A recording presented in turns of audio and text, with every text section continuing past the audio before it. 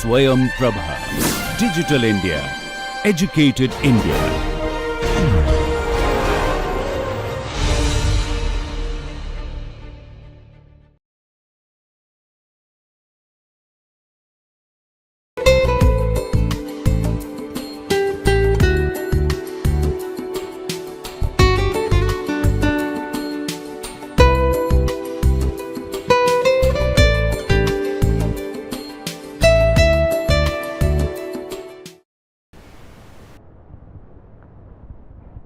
Welcome to the next session on commodity derivatives and risk management. If you recall, in the last session we started discussing about different aspects of basis risk. So just to recollect what is basis risk or what is basis. Basis is defined as the difference between the spot price and the futures price. And in case of a contango market, basis is negative, and in case of a backwardation market, basis is positive. And the way basis changes during the contract initiation date and the contract square up date, that impacts the gain or loss of a commodity futures trader. One thing I would like to highlight here at this point of time is that there is a difference between contract squaring up date and contract expiry date. In case of a contract squaring up date, it is the date which is decided by the long futures position holder or the short futures position holder. The hedger delivers the underlying or buys the underlying depending upon its requirement in the cash market position, and on the same day it would like to square up its open position irrespective of whether that contract is coming to a maturity on that day or not. So maturity date is governed by the exchange. However, contract squaring up date is decided by the trader depending upon its cash market position. Now with this, let's take the example what we were discussing in the previous class, where a soybean oil producer is fearing a price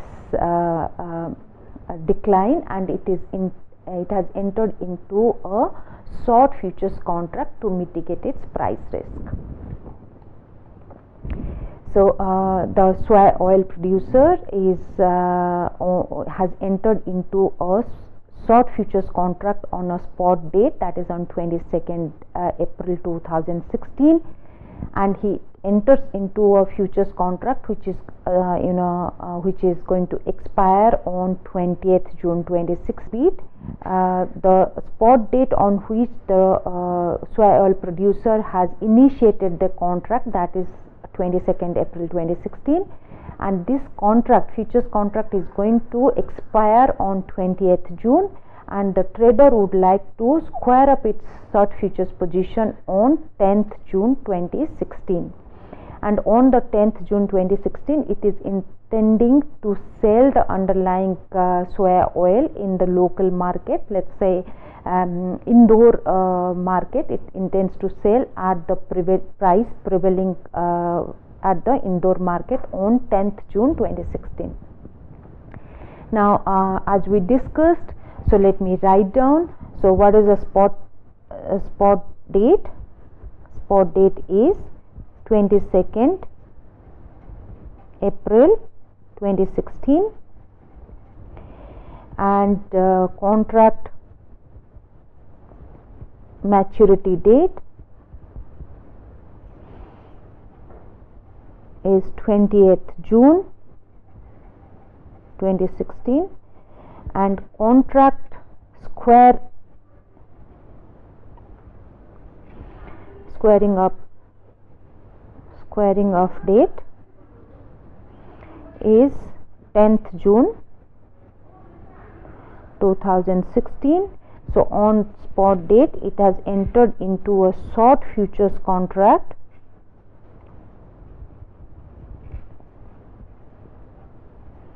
at a price of F0T of 870 rupees. So this spot date is 22nd April, contract maturity date is 20th June, contract squaring of date is 10th June. It has taken a short futures contract at a price of 870 rupees per 10 kg. Now his net receipt from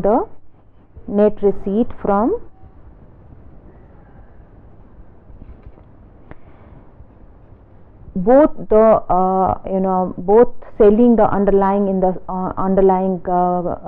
soya oil in the spot market and the margin payment and receipt will be governed by your ST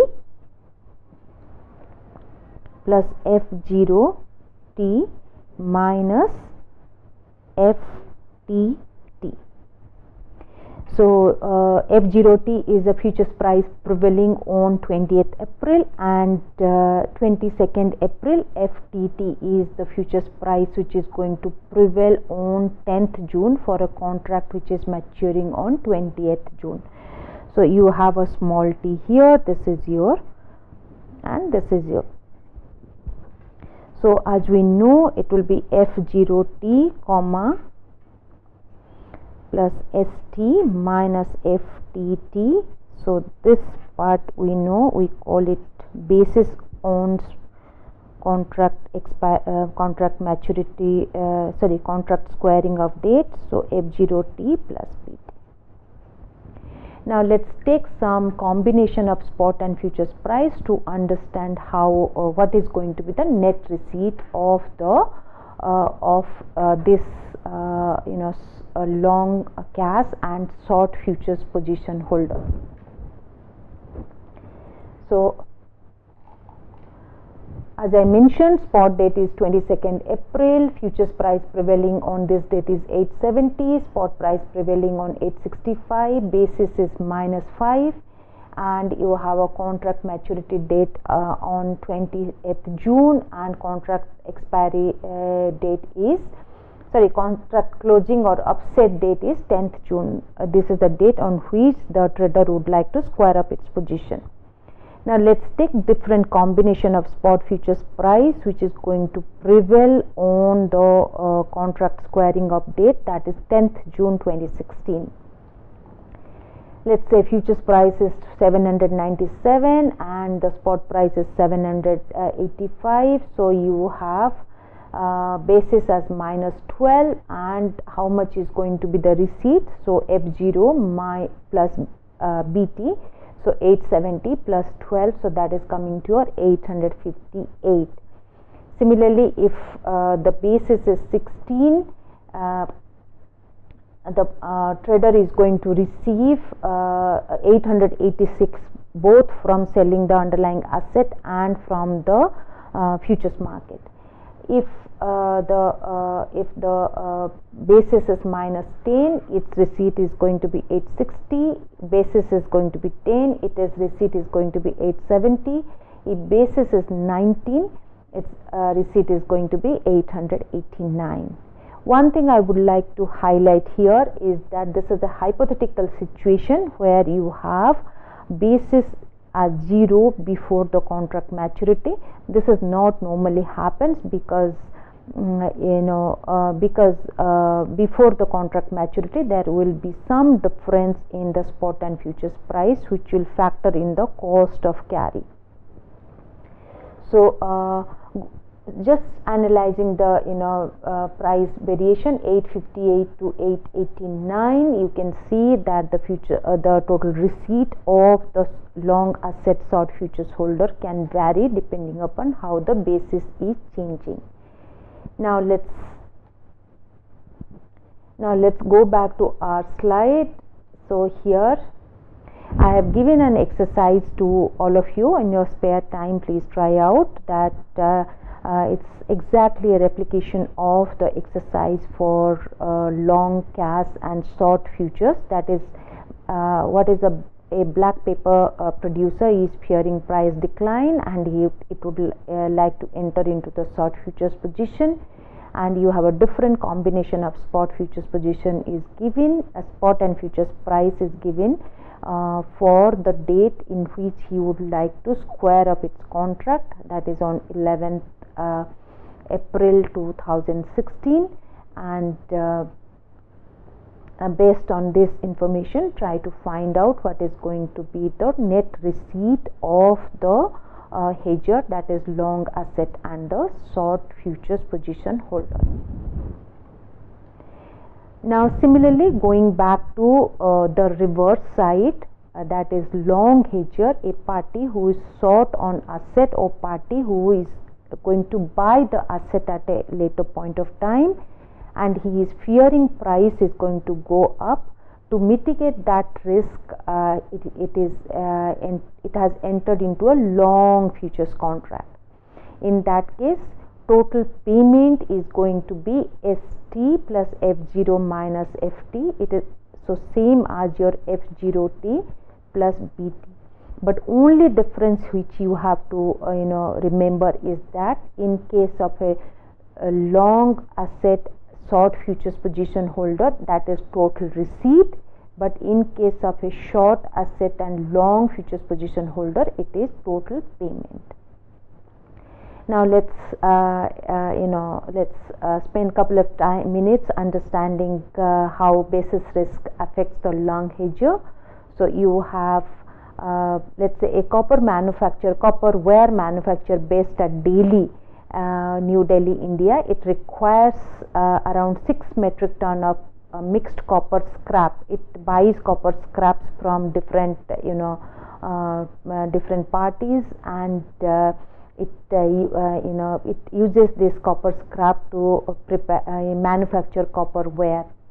So what is his fear? His fear is that copper price is going to go up. Of course, at this point of time, this is not a very valid fear, considering all base metal prices are almost at a very low level. So suppose had it been a situation where he's anticipating the copper price to go up, and when copper price goes up, his copper scrap prices also goes up. So unless he does something, he would be ending up buying this copper scrap at a higher price. And because copper scrap futures contract is not available in the market, he is mitigating that risk with the copper futures contract, which is listed at multi-commodity exchange. So what is the spot date? Spot date is 13th May 2006. So on the spot date is 3rd April 2016, and would like to square up its position before the contract maturity date. That is, he would like to square up its position on 13th May 2016. So exactly the same discussion what we had done. So this is an example of a short cash and long futures. So the copper ware manufacturer is short on cash commodity and short on underlying, and it would like to mitigate that price risk by entering into a long futures. So you have so what is the spot date? Spot date is 3rd April, and it would like to square up its open position on 13th May. Contract maturity date is 25th May. And what is the future price prevailing? 309. What is the spot price prevailing? 317.7. So it's a basis is positive, so indicating it is a backwardation market. Now, depending upon the change basis, if you see this copper copper ware manufacturer end up paying something from 317 to 289, from a high price of 324 to a low price of 289. So this variability in the total payment or total receipt is what is defined as the basis risk. So with this discussion, we come to an end on what is our understanding of basis risk. Let me repeat that in case of a forward contract, the counterparties are exposed to credit risk or counterparty risk. In case of a futures contract, the counterparty risk is not there. However, they are exposed to another kind of a risk, which is known as your basis risk. And how does a basis risk affects these futures position holder? They may end up paying a very high price or low price depending upon how the basis has changed from the contract initiation date to contract squaring up date.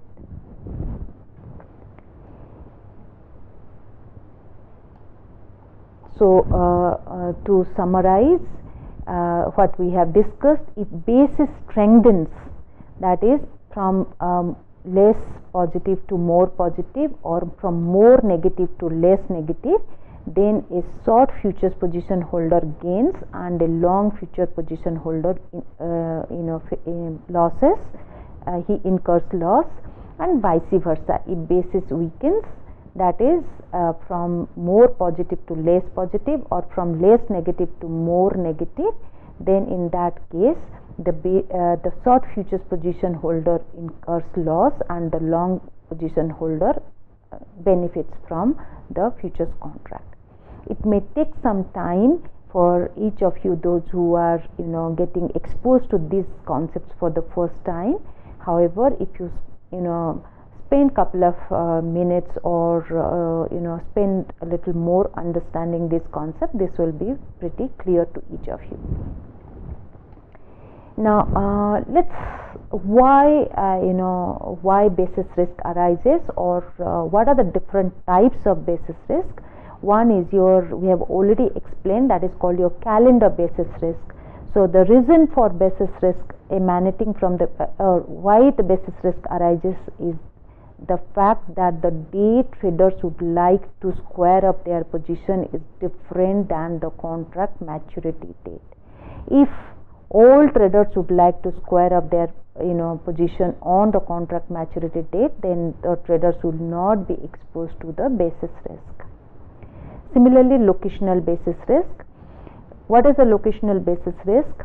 The spot price, suppose a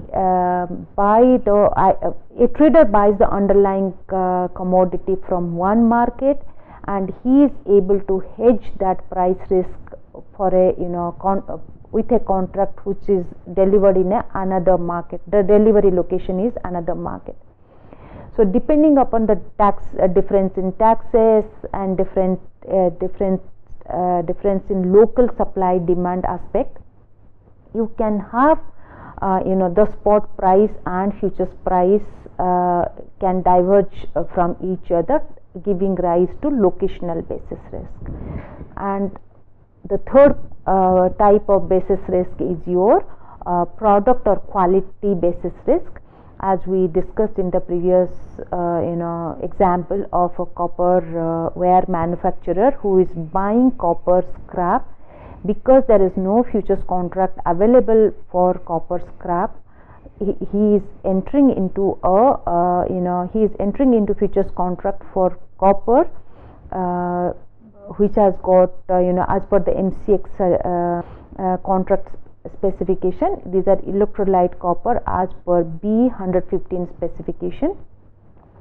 So this daily based copper ware manufacturer is hedging its price risk with a different quality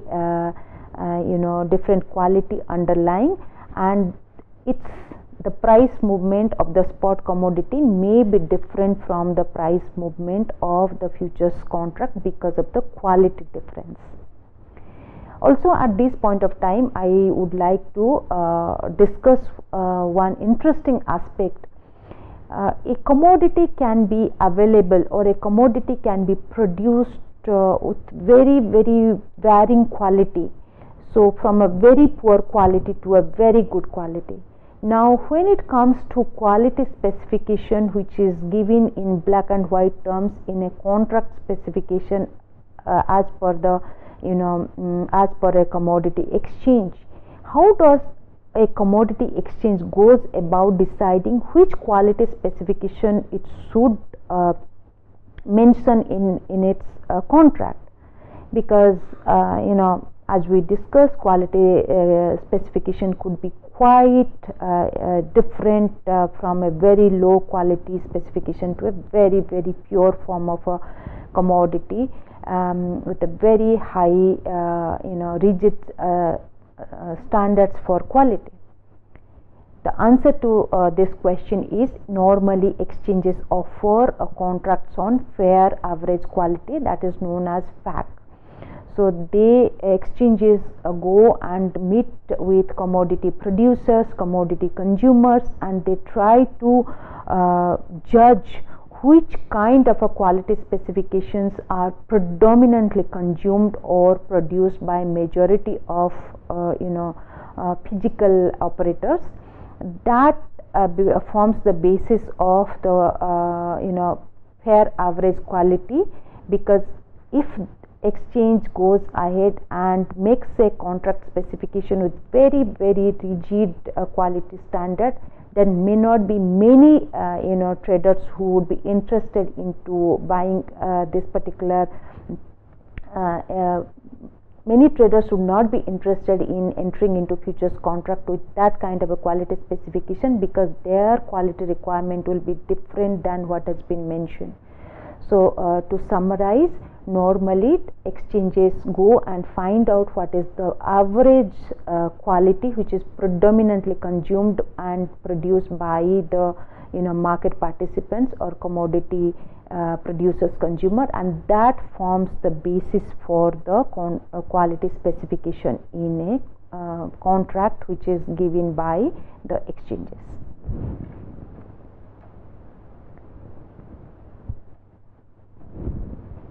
Now at this point of time, I would like to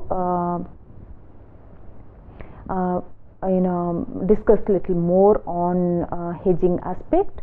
Price risk of producer or manufacturer who are long on the asset can be hedged with short futures contract on the same commodity. Price risk of consumers can be hedged by long futures. However, futures contract on different underlying are limited.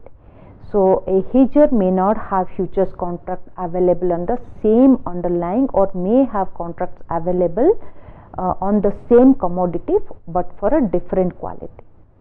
Let's take an example of situation where let's say a farmer is producing a particular cereal or a commodity for which there is no futures contract listed in any of the exchanges. Now how does that commodity producer or the farmer mitigate its risk? So there is a way out. So a trader or a farmer can mitigate this price risk associated with the product, agricultural product it is producing, by entering into a futures contract for another commodity which is very closely related to the commodity the farmer is producing. Let's say, or when we are using the word closely related, means the price movement of both commodities should be similar, or they must be highly correlated commodity. The price series must be moving in tandem with each other. So let's take an example. In Indian case, like you have barley, barley contracts. Many farmers produce bajra, but bajra contracts are not available for trading, or it was not available for trading in the commodity exchanges for till couple of years ago. So right now these are available. Let's go with the assumption that if bajra contracts is not available and a bajra producer would like to mitigate its risk, how it would be able to go ahead and find out which commodities can be used as a which commodity contracts can be used to hedge its own price risk. So this brings to our discussion on some called a cross hedge. So what is a cross hedge? The hedger takes futures position in a different commodity which is positively related to the commodity underlying of the hedger. So in case of a cross hedge, you do not the exact commodity is not listed, but you find out another commodity which is closely related with the commodity you are producing or consuming, and use that other commodity which is already listed in the exchange to mitigate your own price risk. However, in case of a cross hedge, it gives rise to a higher basis risk. So how exactly how this higher basis risk emanates, we'll discuss little later.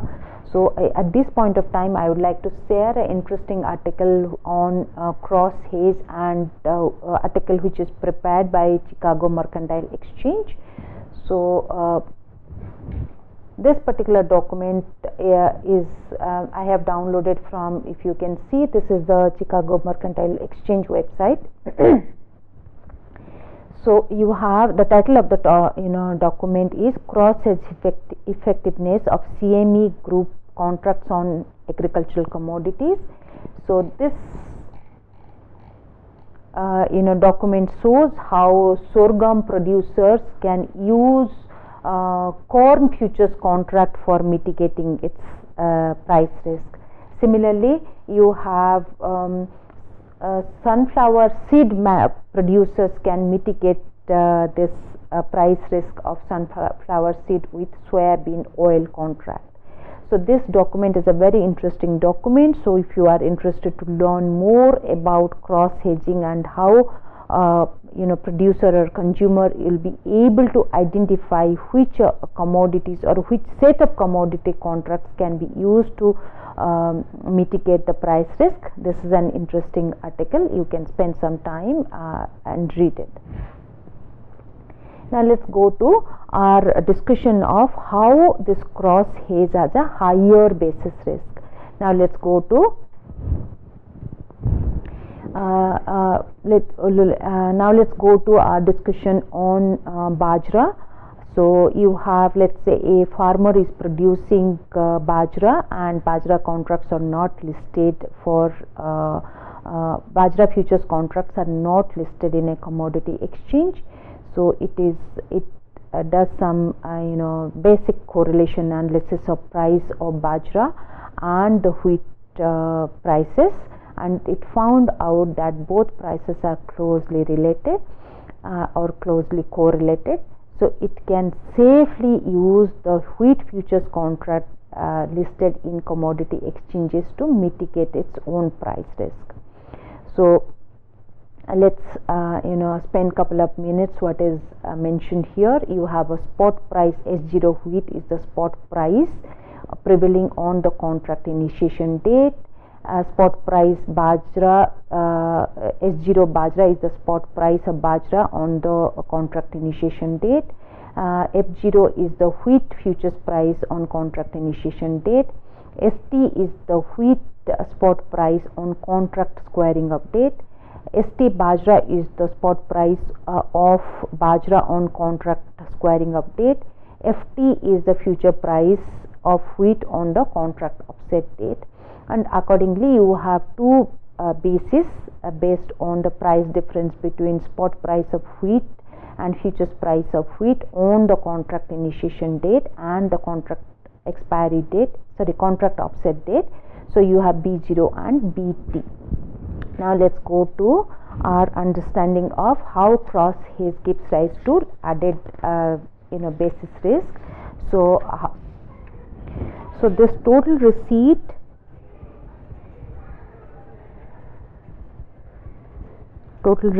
is going to be ST bajra